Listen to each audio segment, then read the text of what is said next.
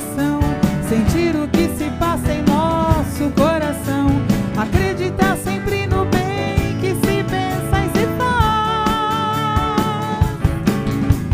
equilibrar o sentimento e a razão, deixar fluir em nós a pura emoção, um sorriso, um abraço, como é bom amar. Pensar em Deus não só em nossas aflições, crer também no bem que fazem as ações e agradecer a chance de poder mudar. Pensar em Deus não só em nossas aflições, crer também no bem que fazem as ações e agradecer a chance de poder mudar. Mudar é sempre muito mais que dizer sim, é transformar a nossa vida para o bem, não só acreditar no eu, mas é viver o nós, rever com fé cada lição de amor, na natureza a vida é toda cor, e ver que nem só de espinho se faz uma flor. Pensar em Deus não só em nossas aflições, crer também no bem que fazem as ações e agradecer a chance de poder mudar. Pensar em Deus não só em nossas aflições, crer também no bem que fazem as ações e agradecer a chance de poder mudar.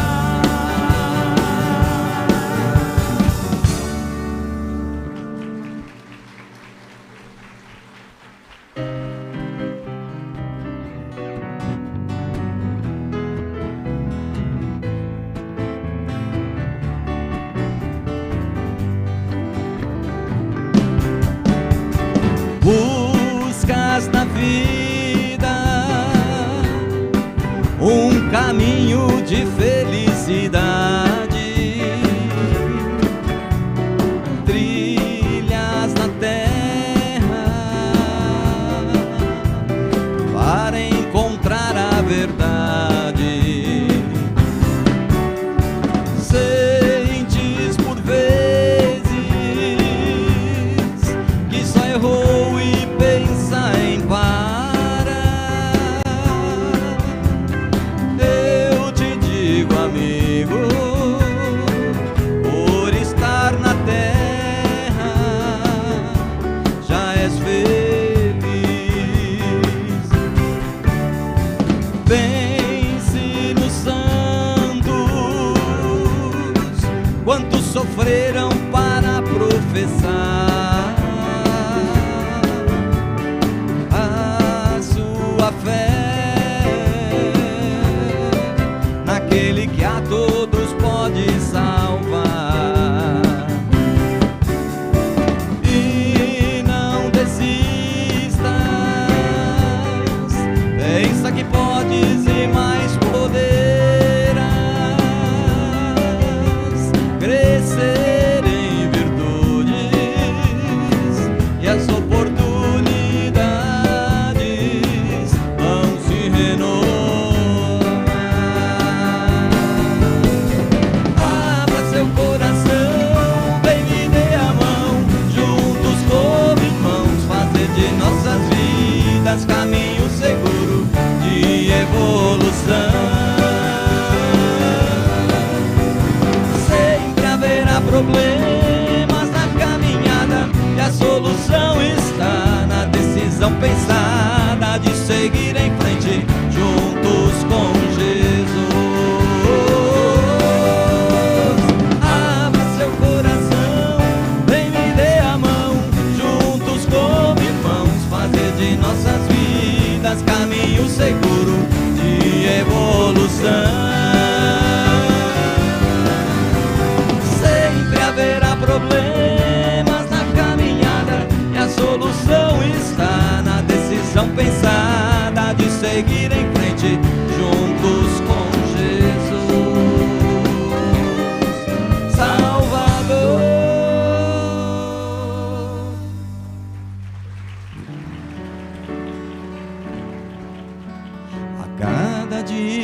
dia que amanhece e o sol se põe a iluminar este mundo criado por Deus, eu paro e fico a meditar no teu amor, no teu poder, que a todo dia faz renascer nova chance pra recomeçar,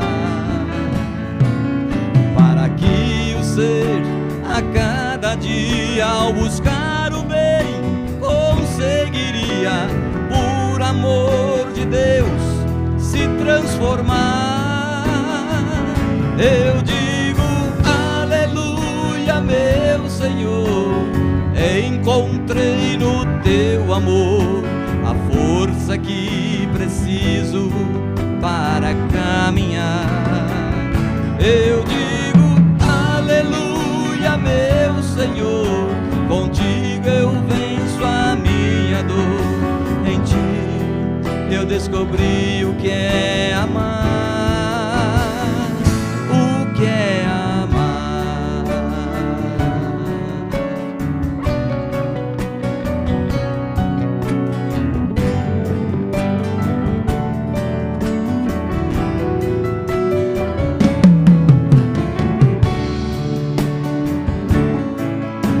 Que bom, meu Deus, então seria que ao despertar de um novo dia pudesse o mundo inteiro te buscar e aproveitar a intensa luz que emana do teu Filho Jesus.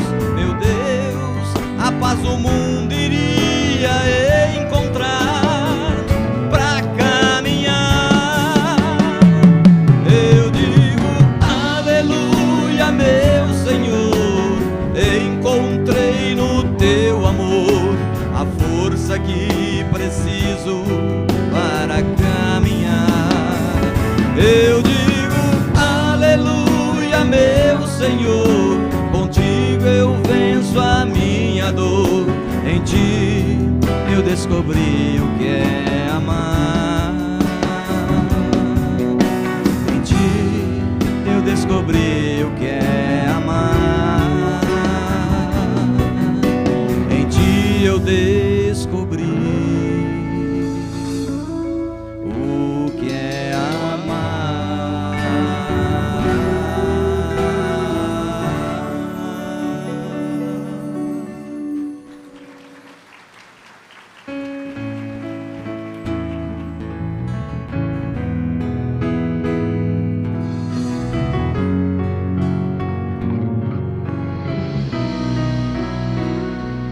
Essa noite eu sonhei com um mundo melhor, sentimento sublime de uma força maior, um mundo de amor, sem ódio e sem dor, de pessoas iguais. Era um mundo de paz. Nesse sonho encontrei o que tanto buscava, e na busca resposta a tudo que questionava. E a verdade maior veio assim me mostrar que nós somos estrelas feitas para brilhar. Emoções eu senti, não dá pra descrever. Encontrei no meu sonho a razão pra viver. O que nele eu vivi, eu pedi pra lembrar, pra contar aos amigos após o meu despertar. Meu despertar Foi quando acordei, vi que o mundo em que vivemos não era igual ao que eu sonhei.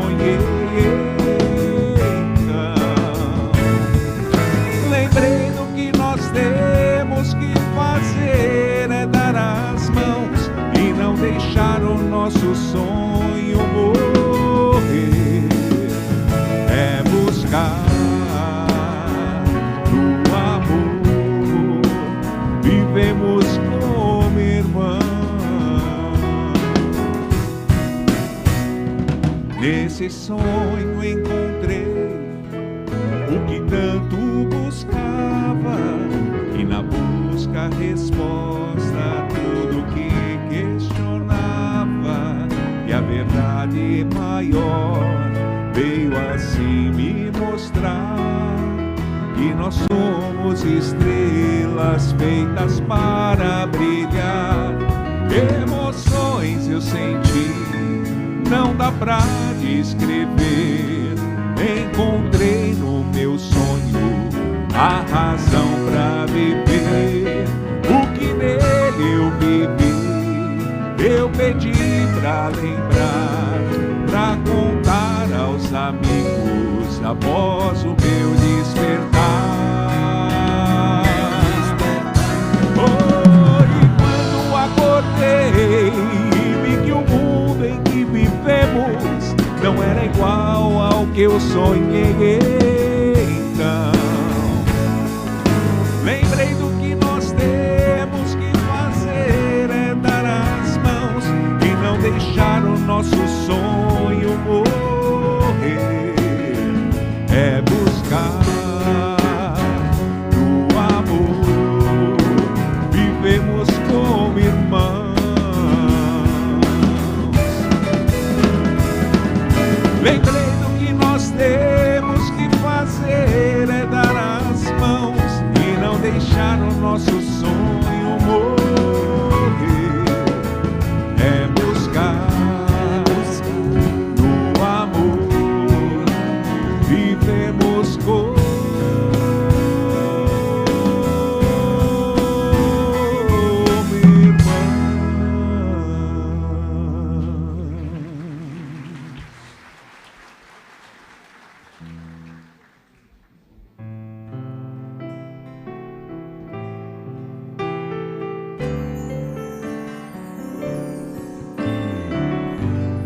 Quem já buscou saber qual a razão, quem já tentou ouvir do coração, há de sentir que a reencarnação traz tanta luz, dá tanta explicação. Como entender que Deus é Pai e amor, sem perceber que mesmo quem errou não vai arder pra sempre no rancor, mas vai ter a chance de tentar de novo.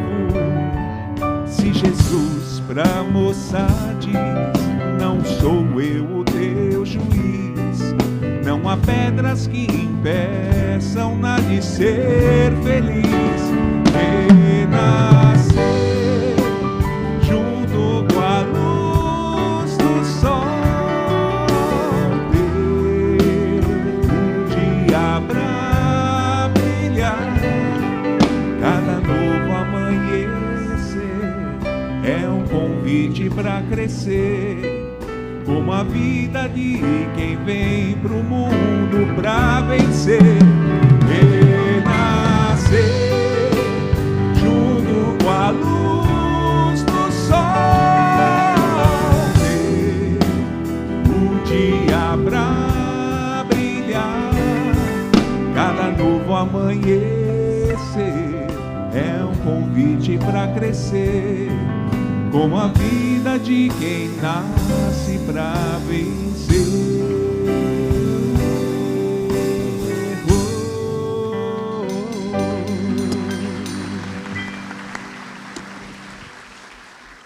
Boa noite. Boa noite, queridos. Boa noite a vocês que estão em casa, alguns em hospitais em recuperação, graças a Deus, outros em seu trabalho, encontram lá um pedacinho de tempo para poder se conectar com esse lugar extraordinário. Há pouco tempo ouvia uma entrevista de Divaldo Franco, de março de 2020, e conversava ele com o entrevistador lá da Federação Espírita do Estado do Paraná e falava a respeito da obra da Mansão do Caminho, não é? Então Divaldo dizia assim: nós tentamos fazer da Mansão do Caminho um pedaço do mundo vindouro. E ele ia falando e eu falava, nós também, não é? Nós tentamos reviver o clima que Francisco de Assis revivia na Úmbria, aquela alegria de servir a Jesus. E é verdade, nós chegamos na casa, andamos aí em algumas atividades, vamos abraçando as pessoas, percebemos o sorriso e nós verificamos que nós mostramos aquilo que nós temos, a melhor parte do nosso coração nesses momentos em que nos encontramos. E realmente este é um pedaço do mundo vindouro, aquele que Kardec descreve como mundo de regeneração, onde o amor já predomina.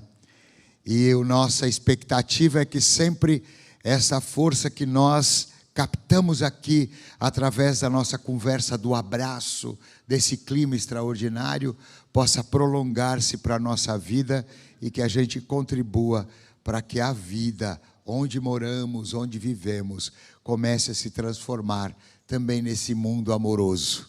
Então, que Deus nos abençoe nessa noite, não se preocupem, Tadeu está aqui, ele é o nosso palestrante da noite, não é? Então, Tadeu, eu tenho que justificar, o pessoal olha e fala, o que esse moço está fazendo aí? Cadê o Tadeu? Então eu preciso sempre justificar, como aconteceu semana passada, que ele estava em outra missão, mas está aqui. Convido a todos para orarmos neste momento e trazermos mais um tanto esta força espiritual deste mundo amoroso para o coração de cada um de nós. E nada melhor do que recordar Jesus. Jesus parece ter eleito a cidade de Cafarnaum como a sede territorial de seus feitos na terra. Uma vista rápida no Evangelho e podemos encontrar a cura da mulher hemorroíça, da filha de Jairo, da sogra de Pedro, a pesca milagrosa, a tempestade acalmada, o tetraplégico que recuperou a capacidade de andar, a conversão da mulher de Magdala, Maria de Magdala. Então era comum que as pessoas se dirigissem para aquela cidade para encontrar Jesus. Um dia, Jesus recebe a notícia da partida de alguém muito amado de seu coração, João Batista, arruma os barcos e parte por outro lado do mar. Quem chegava ansiava por vê-lo. Então tem a ideia, sigamo-lo pela beira do mar, na verdade um gigantesco lago. Quando Jesus chega do outro lado, Betsaida, Julíade, já encontra, segundo o Evangelho, 5.000 homens, mulheres e crianças, aguardando sedentos sua palavra, seus milagres, seu amor. Mais tarde, os discípulos pedem a Jesus que dispense o povo que gostariam e precisavam comer porque há muito o acompanhavam. É quando Jesus diz a eles, dá-lhe vós o que comer. E diante da insistência, pergunta mais uma vez, o que tendes vós? E naquela hora trazem para Jesus 5 pães e 2 peixinhos defumados. Jesus toma aquela pequena porção nas mãos, que aos olhos do pessimista significava um desafio intransponível, mas aos olhos daquele que representava e representa Deus na terra, era possível transformar. E começa a abençoar e dividir. Entra em sintonia franca com Deus, uma sintonia especial, e vai dando aos discípulos que por sua vez alimenta toda a multidão. Dá ao coração daqueles homens o alimento do corpo e deixa ali uma lição extraordinária. Ele multiplicou aquilo que já existia, porque 1000 vezes 0 é 0, mas 1000 vezes 1 é 1. deixou-nos um recado: olha, eu sou um multiplicador. O que tem você aí no seu coração para que eu multiplique? Aí vem um outro amigo espiritual e fala que a primeira oração da manhã é a oração que pode ditar como será o nosso dia, que ela é capaz de ser multiplicada na bênção do filho que vai para a escola, do esposo ou da esposa que toma o caminho do trabalho, que é capaz de nortear a casa de bênçãos, evitando acidentes, indo na estrada para abençoar o caminho.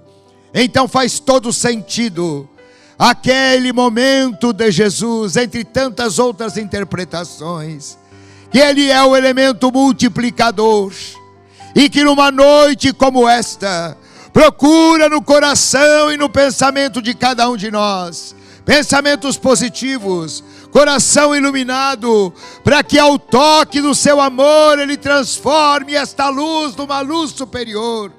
Estes pensamentos positivos em intuição para as realizações. Então que nesta noite, nosso coração, pensamentos, sentimentos, firmem-se nesta ligação, para que este mestre amoroso possa vir e multiplicar o que sentimos em algo superior, que sirva para nós e que possa servir para tantos quantos nós encontrarmos no caminho, onde poderemos ali representar a voz, o olhar, a mão de Jesus para abençoar. Pai nosso que estais nos céus, santificado seja o teu nome. Venha a nós o teu reino. Seja feito a tua vontade, assim na terra como nos céus. O pão nosso de cada dia dai-nos hoje. Perdoa as nossas dívidas, assim como nós perdoamos aos nossos devedores. E não nos deixes cair em tentações, mas livra-nos, Senhor, de todo o mal. Que assim seja, louvado seja Deus. Convidamos este nosso palestrante estreante para que venha nessa noite fazer uso da palavra e nos transmitir o seu coração amoroso. Bem-vindo mais uma vez, senhor Tadeu, que estreia hoje em nosso palco.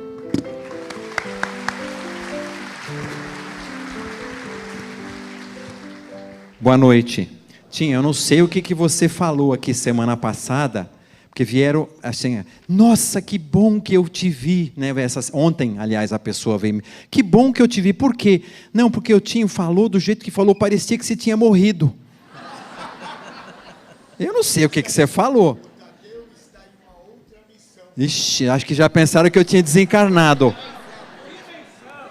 Acho que alguém entendeu, outra dimensão. Boa noite, meus amigos. Que alegria que nós podemos compartilhar esses momentos juntos, mais uma vez, no nosso Perseverança. E eu queria, na noite de hoje, aproveitar o tempo que nós temos juntos, para falarmos a respeito de uma lição lá do capítulo 17 de O Evangelho segundo o Espiritismo. Quem conhece esse livro? Quem tem? Quem já leu? Está meio assim, cada pergunta foi rareando um pouco o número de mãos. E quem não quis responder porque não sabe o que vem depois? Acho que é isso, né? Então tá bom. O livro Evangelho segundo o Espiritismo, capítulo 17, Sede Perfeitos.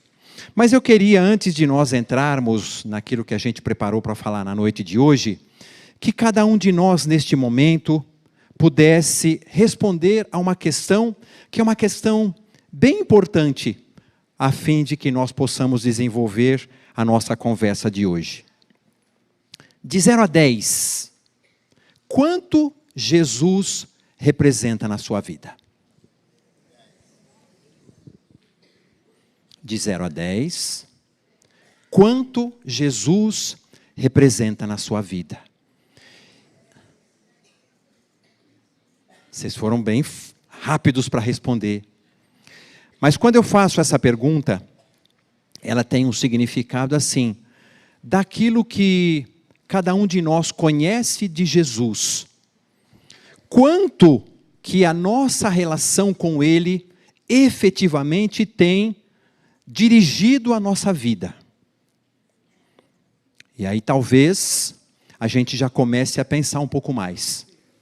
Quanto daquilo que a gente ouve de Jesus, efetivamente tem conseguido trazer para a nossa relação em casa, no trabalho, no trânsito, mas sobretudo no nosso cotidiano, onde nós temos a oportunidade de comprovar aquilo que Jesus vem trazendo para nós ao longo de tantos anos. Como é que tem sido o nosso comportamento em relação àquilo que nós aprendemos com Jesus? Como é que tem sido os nossos pensamentos, o nosso viver? Ou será que Jesus, na nossa vida, e quando nós deixamos nossa casa no dia de hoje, a gente decidiu vir por perseverança, de alguma maneira a gente veio aqui objetivando escutar uma mensagem de Jesus. E eu queria então voltar um pouquinho lá atrás, muito tempo antes, lá na civilização greco-romana, onde havia o culto dos ídolos. Sabe que a civilização greco-romana, eles construíam aqueles ídolos, né? Quem teve oportunidade, quem já viajou a Roma, quem viu fotos, eles construíam aquelas estátuas bonitas, e conforme os imperadores iam morrendo, eles faziam só o seguinte, eles tiravam a cabeça, trocavam a sua cabeça e mantinham o mesmo corpo. Isso é verdade. Eles trocavam a cabeça, mantinham o mesmo corpo e assim iam trocando. E esse culto ao ídolo, à imagem, foi algo que de alguma maneira também foi introduzida mesmo dentro do cristianismo, a partir do momento em que nós entendemos que Jesus haveria de ser o nosso ídolo. E nós passamos a ser adoradores de Jesus, adoradores da sua imagem, adoradores da forma como Jesus nos apresentava, aquele homem de barbas longas, negras, cabelos pretos, repartidos ao meio. E efetivamente, nós criamos a partir daí uma geração de adoradores de Jesus. E aí, esse sincretismo à imagem de Jesus trouxe para a gente uma visão ou uma forma limitada do nosso relacionamento com Jesus. E aí me vem um pouco de uma mensagem, de uma história que circula aí na internet a respeito de Gandhi. Gandhi estava circulando já lá na Índia, onde ele cresceu e onde ele efetivamente prosperou dentro da sua doutrina, e ele foi parado por um soldado britânico, e esse soldado, sem que houvesse perguntado ou feito qualquer tipo de questionamento, deu-lhe um soco e Gandhi caiu. E sem que houvesse qualquer reação da parte dele, ele se levanta e antes que ele pudesse se aprumar, o soldado dá um novo soco nele e ele se cai novamente. E ele se levanta e aí o soldado pergunta para ele assim: quem foi que te ensinou a ser um covarde? E aí Gandhi olha aquele crucifixozinho que tinha ali no pescoço do soldado e falou: foi esse aí que está no seu pescoço. Porque nós conseguimos ver que, apesar de muitos de nós ainda trazermos alguma mensagem do Cristo, ou um crucifixo, ou uma imagem, ou trazermos uma lição que às vezes nos salta à boca na primeira lembrança de Jesus, muitos de nós ainda mantêm uma relação com Jesus, apenas uma relação de adoração. E lamentavelmente, ainda hoje, muitos de nós mantêm uma relação com Jesus apenas como adoradores. E talvez até adoradores pedintes.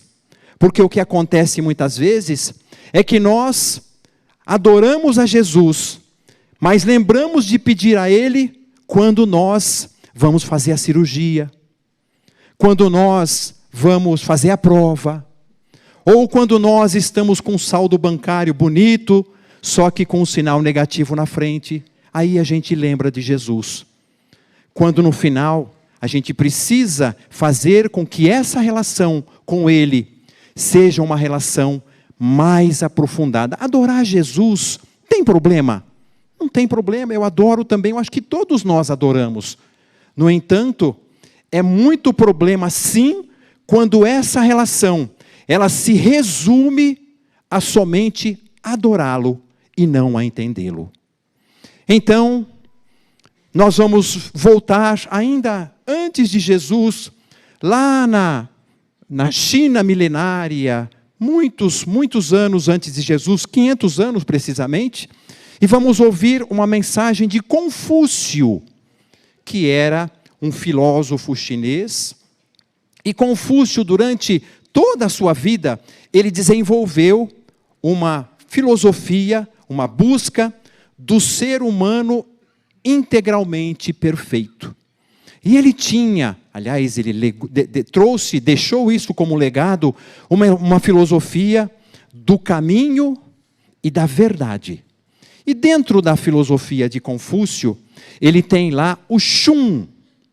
Shun, que significa, numa linguagem para que nós todos entendamos, é não fazer aos outros o que não quer que os outros façam para você. Vocês querem ver como isso é importante? Imaginem uma explicação filosófica para essa passagem. Pimenta nos olhos dos outros. Arde no seu? Não. Dá uma batida no rosto de alguém. Dói em quem bate? Não dói. Dói em quem recebe.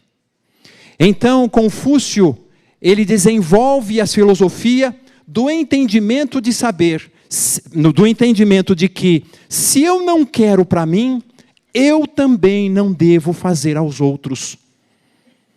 O De Luca conta uma história bem bonitinha, ele contou aqui no Perseverança essa história, e ele falou assim, que uma vez, ele era criança, e a mãe dele pediu para que ele fosse na padaria. E quando ele foi na padaria, ele estava voltando, ele se deu conta que ele tinha troco a mais. E quando ele estava voltando para casa, que ele percebeu que ele tinha troco a mais, ele ficou pensando assim, o que eu faço, o que eu não faço. Ele diz até que teve uma hora que ele até pensou em não falar para a mãe. Mas como ele conhecia, né, os dotes mediúnicos da velha, ele resolveu então contar. E quando ele chegou na casa dele e contou, a mãe mandou que ele voltasse para devolver o dinheiro, porque naquele momento a mãe dele estava exatamente dizendo para ele, através de uma mensagem, aquele que deu o troco errado para você, poderia ser você. E aí ele volta para a padaria, e aí o dono da padaria até fala assim, menino, o que você está fazendo aqui? Quer dizer, ele nem acreditou que era o De Luca mesmo que estava voltando, né? Não, foi minha mãe que pediu para eu voltar. Então tá bom, você, muito obrigado por ter devolvido, deu até 2 litros de leite a mais aí, como é que iria chegar com 2 litros de leite a mais em casa, né? A mãe não ia acreditar. Mas, na verdade, o que a mãe do De Luca estava fazendo? Poderia ser você, poderia ser nós, porque dor é dor para qualquer um. Uma cólica renal dói para qualquer um, independentemente se é homem, mulher, corintiano, palmeirense, flamenguista. Dor é dor para qualquer um. Então, ao desenvolver essa filosofia, fazei ao outro, ou não fazei ao outro aquilo que você não quer que faça para você, Confúcio estava nos deixando ali um legado do prenúncio da mensagem de Jesus que viria depois. Mas Confúcio não para por aí. porque ele tem ainda uma outra parte da sua filosofia chamada Chung. Chung. O Chung o que é? Faça o seu melhor. Eu não vou fazer mesmo? Não tenho o que fazer? Então por que não fazer o melhor? Por que nós temos que fazer sempre, como se diz na linguagem popular, meia boca? Imagine que você está doente. Você está com uma cólica, uma dor de cabeça, você vai na farmácia. O que você espera do farmacêutico? Que ele te atenda bem, que ele faça bem feito, que ele seja carinhoso com você, que ele entenda a dor que você está passando. Então, que ele tenha um pouco de empatia. Se eu tenho o que fazer, por que não fazer o melhor? Por que não fazer bem feito? Por que não fazer aquilo que nós podemos? Tem uma expressão, o americano costuma usar muito essa expressão, que é assim, você é muito obrigado pelo que você fez. Por nada, eu fiz o meu melhor. Ou seja, ele fez aquilo que, dentro das possibilidades que ele tinha, era o melhor. E diante de tudo isto, como é que fica a mensagem de Jesus? Estava difícil com Confúcio? Estava difícil com fazer ao outro o que quer que faça para você? Dar o seu melhor? E aí vem Jesus então. E aí, talvez Jesus sobe um pouco a régua de tudo isso, porque a partir do momento em que Jesus entra, ele fala assim, mestre, eu fui agredido por fulano de tal. O que eu devo fazer? Ore por ele. Mestre, mas será que eu não posso nem dar um tapinha? Será que não pode nem dar uma xingadinha, uma provocaçãozinha só? Fazei ao outro o que quer que faça, que o outro faça para você. E aí é que nós perguntamos, como é que é a mensagem de Jesus diante de tudo isso que está sendo colocado? E aí vem o Espiritismo, que de alguma maneira ilustra o que Jesus quis dizer para todos nós. E lá então, no capítulo 17 o Evangelho segundo o Espiritismo, começa então a lição do que é o verdadeiro homem de bem, que está lá no capítulo 18, depois vocês deem uma olhadinha lá. E aí, Kardec pergunta para o Espírito da Verdade, o que é o homem de bem? Responde então o Espírito da Verdade, o verdadeiro homem de bem é aquele que pratica a lei da justiça, do amor e da caridade. Bom, o verdadeiro homem de bem pressupõe-se que deve ter algum falso. Porque alguém pode achar que o verdadeiro homem de bem, e homem aqui no sentido de humanidade, né? Não é homem ou mulher, né? É homem no sentido de humanidade, né? Não é aquele que usa a palavra para fazer o bem, para falar da justiça, do amor e da caridade. Alguém pode olhar para mim e falar, puxa, olha, gostei muito da sua palestra, você deve ser um homem de bem. Não, não é nada disso. Eu vou dizer, eu vou comprovar que eu sou um homem de bem fora daqui, né? A partir do momento que eu entrar no meu carro aí no estacionamento, ali já começa a gente ter que comprovar a nossa paciência, se eu sou realmente um homem de bem. E aí ele fala, é o homem que pratica a lei da justiça, do amor e da caridade. Tá fácil? Parece que tá, né? Mas só que tem um detalhe. São os três juntos. São os três juntos. Porque a justiça sozinha, às vezes, ela pode se configurar como sendo, talvez, vingança, punição. Agora, a justiça com amor e com caridade é diferente. O De Luca, ele foi uma vez fazer uma palestra numa associação de juízes, e a palestra dele foi a respeito da pena de morte. E ele estava lá falando da pena de morte, e num determinado momento, aquelas pessoas que estavam assistindo a palestra dele começaram a se discordar daquilo que estava sendo dito, porque eles eram favoráveis à pena de morte. E aí, alguns até deram até alguns exemplos, alguma forma de você praticar essa pena de morte. Por exemplo, deram lá uma ideia para que pegasse todos os criminosos, levasse para alto mar onde houvesse bastante tubarões e soltasse eles lá. É justiça? Não sei, talvez aqueles criminosos devessem receber alguma punição, mas tem amor nisso? Talvez para os tubarões, né? Mas tem amor nisso?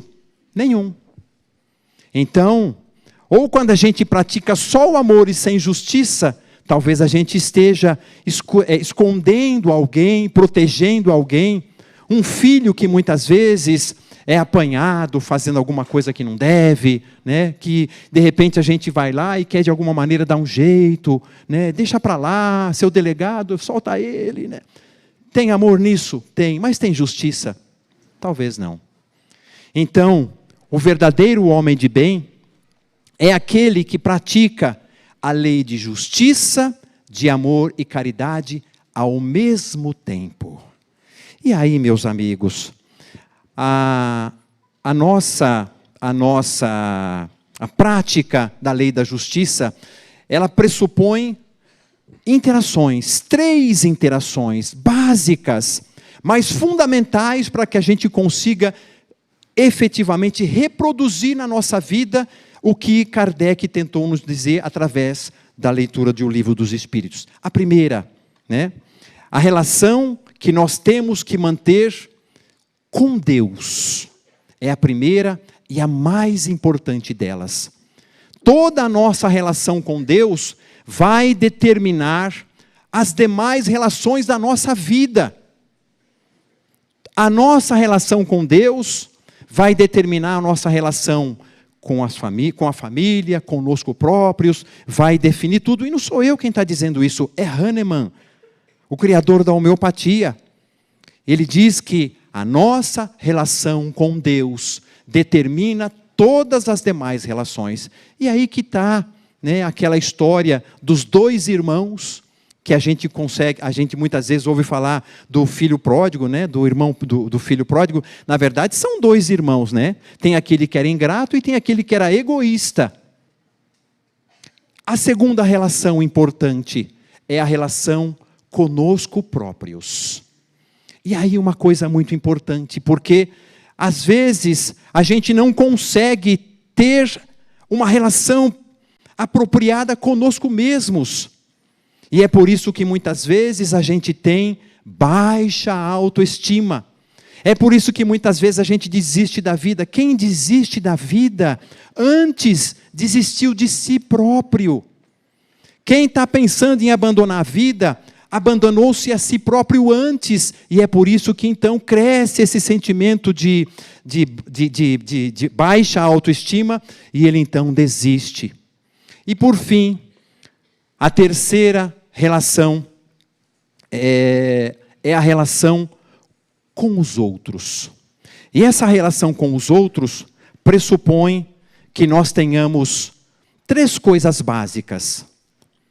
Primeira, perdão das ofensas.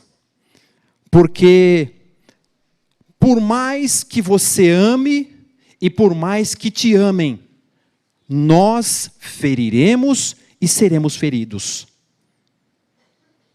Às vezes sem querer. E é importante que nós perdoemos. Quem não é capaz de perdoar, não pode ter uma relação, não pode viver em sociedade, porque nós somos encarnados. E por conta disso, nós precisaremos aprender a perdoar. Segundo, indulgência para com as imperfeições. O que é indulgência? É focar naquilo que é bom. Todo mundo, até o criminoso, tem alguma coisa boa que merece a nossa atenção. Só que a gente tem um olhar invertido, né? O nosso olhar está sempre olhando naquilo que é passível da nossa crítica, como se nós pudéssemos ser críticos de qualquer coisa. O nosso olhar está sempre criticando aquilo que não é bom, quando na verdade nós temos que nos ater àquilo que é bom em todos os seres. E por fim, para acabar, benevolência para com todos. Benevolência para com todos. Ah, mas ele não pensa como eu. Benevolência para com todos. Mas ele não é espírita. Benevolência para com todos. Mas ele não torce para o meu time. Benevolência para com todos. Mas ele não gosta do meu partido. Benevolência para com todos.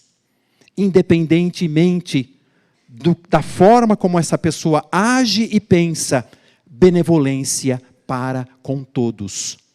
Para encerrar, o Chico, uma vez, atendendo pessoas lá em Uberaba, recebeu uma visita de uma companheira muito querida dele, e essa companheira então disse para ele assim: Chico, eu preciso te falar uma coisa para você. Aí o Chico percebeu que ela estava aflita, e disse para ele assim: que foi, minha filha? É meu marido, Chico. Qual é o problema dele?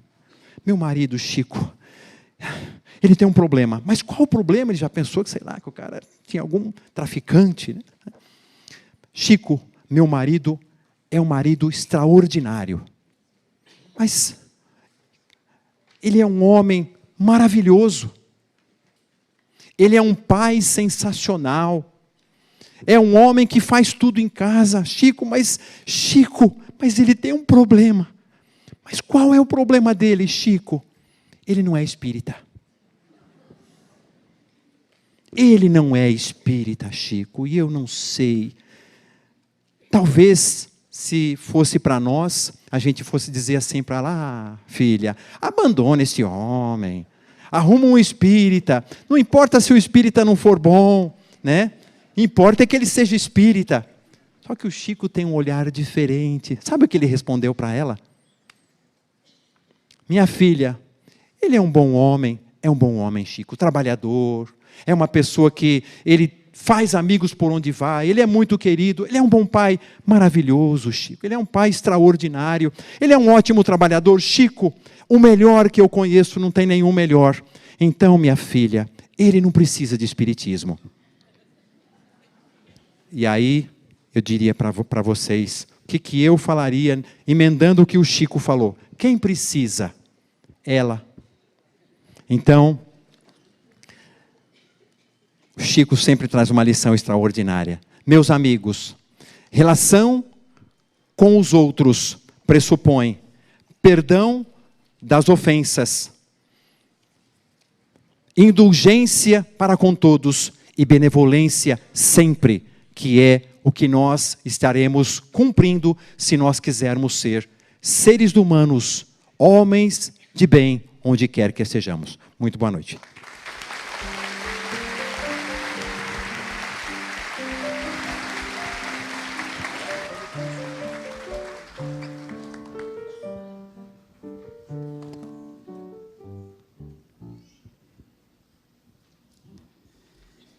Esta noite, o Senhor da vida nos convida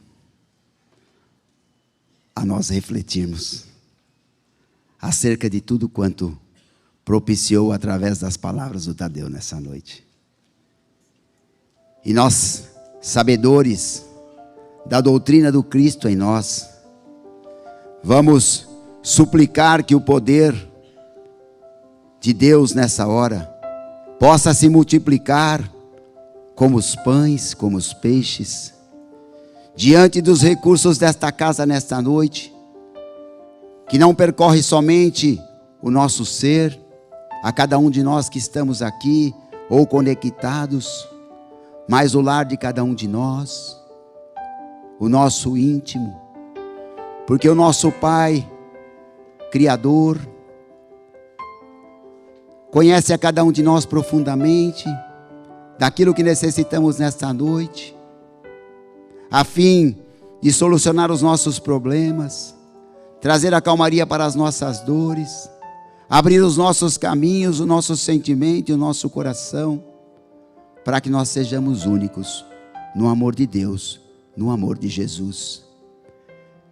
O que nós queremos para nós, Senhor, nesta noite, é que o Senhor possa promover em nós a libertação de todo mal, de toda doença, de todo medo, de toda depressão, de toda angústia, de tudo que não venha do Senhor.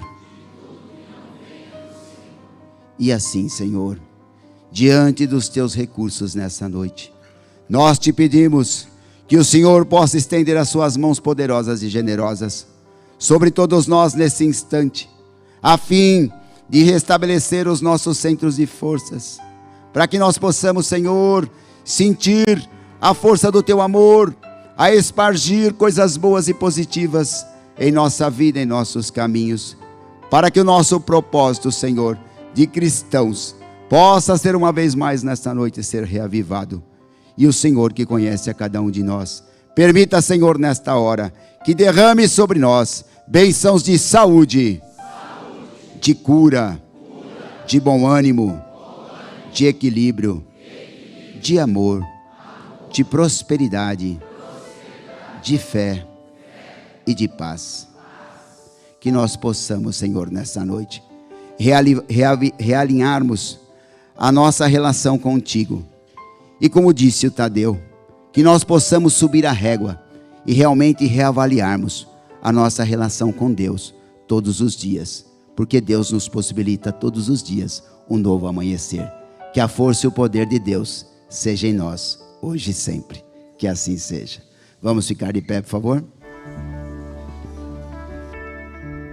Haja paz na terra, a começar em mim.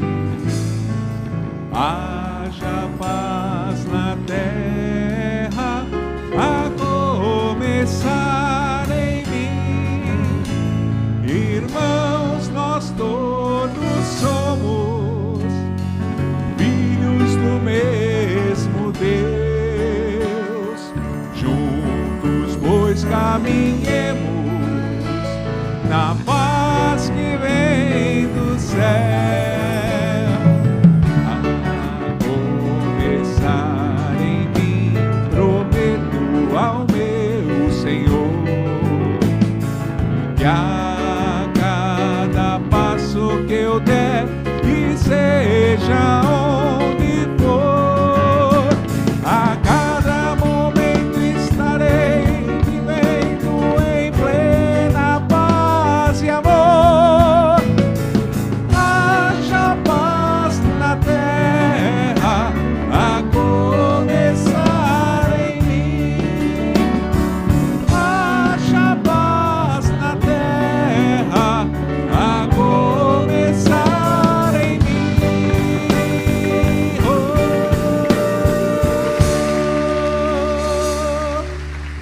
Obrigado, Deus, obrigado, Jesus.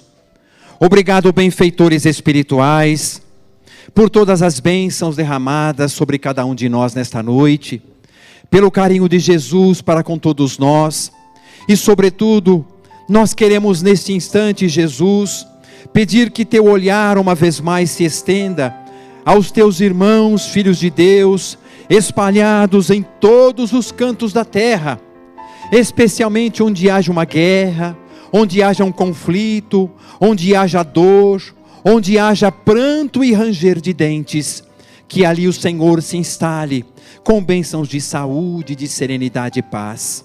Rogamos a Deus, rogamos a Jesus, aos nossos benfeitores espirituais, a doutor Bezerra de Menezes, que nos assistiram tão generosamente nesta noite, a permissão para que em seus nomes declaremos encerrada a abençoada reunião de hoje. Que assim seja, louvado seja Deus.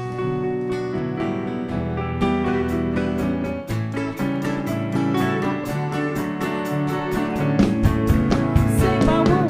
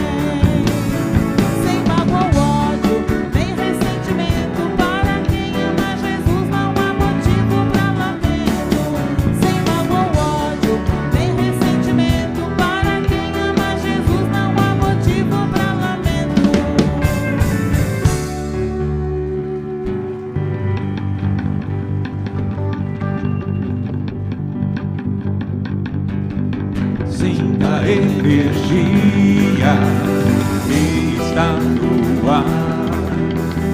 Tudo aqui. Boa noite, pessoal. Fiquem com Deus. Boa noite. Até quinta-feira. Deus abençoe todos nós. Uma ótima semana. Que Deus abençoe a vida de todos vocês. Tchau, Um abraço. boa noite. Fiquem com Deus.